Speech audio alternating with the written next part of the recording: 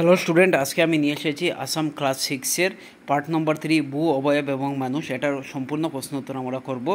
Assam class 6-এর সমাজ বিচিত্রা নতুন যেটা বই এসেছে সেটার আমরা পার্ট নম্বর 3 আজকে করব। তো এই চ্যানেলটি সাবস্ক্রাইব করে নেবেন আর এই ভিডিওটি খুব বেশি শেয়ার করবেন। তো দেখুন, প্রথম যেটা অনুশীলনী, দেখুন এখানে পৃথিবীর কোন অংশে প্রধান ভূ অবয়বগুলো দেখা যায়, এগুলি আমরা সব করব।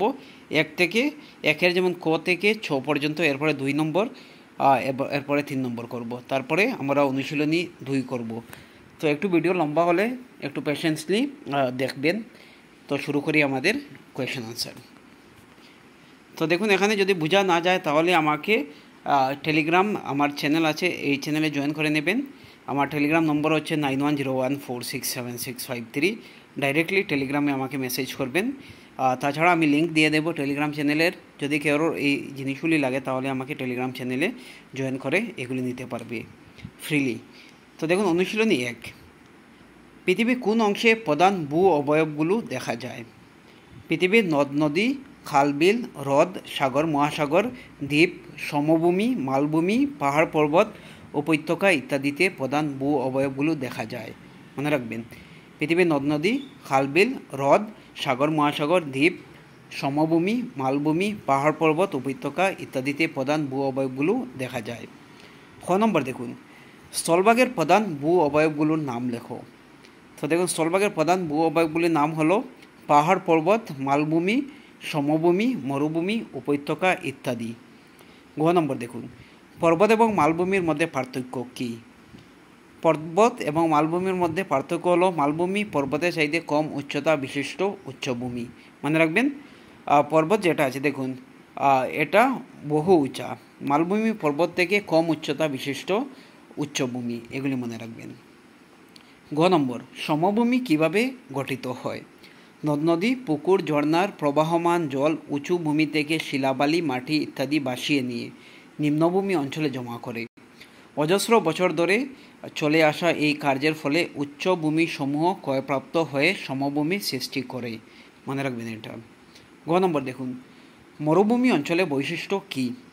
মরুভূমি অঞ্চলে বালুর পাহাড়, শিলাময় উঁচু স্থান, শুষ্ক হ্রদ ইত্যাদি দেখা যায়। মনে রাখবেন, দেখুন, মরুভূমি অঞ্চলে বালুর পাহাড় দেখা যায়, তাছাড়া শিলাময় উঁচু স্থান দেখা যায়, শুষ্ক হ্রদ ইত্যাদি দেখা যায়, যেখানে মানে শুকনা। এরপরে দেখুন আমরা 6 নম্বর, পার্বত্য অঞ্চলে জনবসতি কম কেন? দেখুন, পাহাড় পর্বত অঞ্চলের উচ্চভূমিগুলি সাধারণত শিলাময়, এখানে শিলাময় এবং খাড়া ঢালযুক্ত, এটা পুরো খাড়া থাকে। সেখানে কৃষিকার্য তাছাড়া গৃহ নির্মাণের জন্য সমতল অঞ্চলের অভাব, সেই জন্য পাহাড় বা পর্বত্য অঞ্চলে জনবসতি কম। তো এখানে দুর্গম, এগুলি মনে রাখবেন। 2 নম্বর দেখুন, পাহাড় পর্বত কীভাবে মানুষকে সাহায্য করে লেখো। তো পাহাড় পর্বত মানুষের ব্যবহার উপযোগী জলের ভাণ্ডার হিসাবে কাজ করে। বেশিরভাগ দেখুন, নদীগুলি কোথা থেকে জল আসে, তাদের উৎস হলো পাহাড় পর্বত। পাহাড় পর্বতগুলি বিভিন্ন প্রজাতির উদ্ভিদ প্রাণীর জন্য খুব সমৃদ্ধ।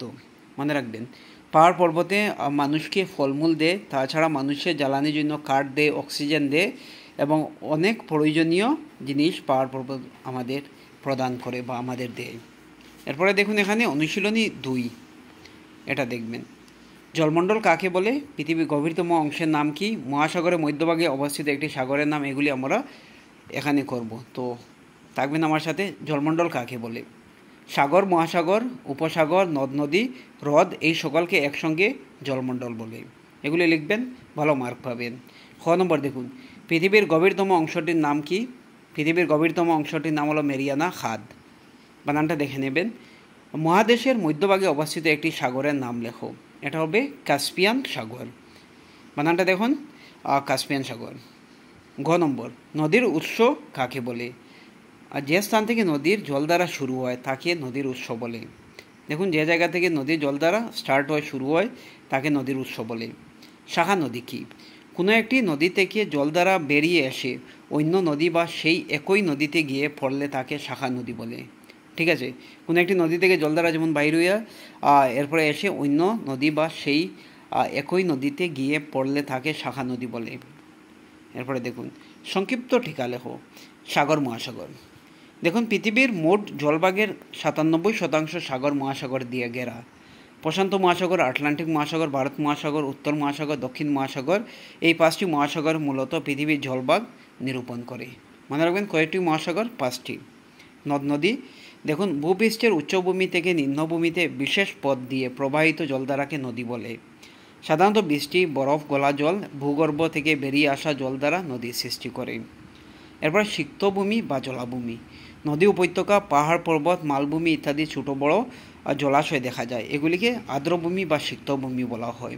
সাধারণত যে কোনো নদী, উপত্যকা, সমতল ভূমিতে অবস্থিত জলাশয় যেমন খাল, বিল, ডুবা, পুকুর, সরোবর ইত্যাদি এক একটি সিক্তভূমি বা জলভূমি। 3 নম্বর দেখুন, মানুষের উপর ভূ অবয়বের প্রভাব বর্ণনা করো। ভূ অবয়বে মানুষের বসতি, অর্থনৈতিক কার্যকলাপ, বিচরণ ইত্যাদি বহু পরিমাণে নিয়ন্ত্রণ করে থাকে।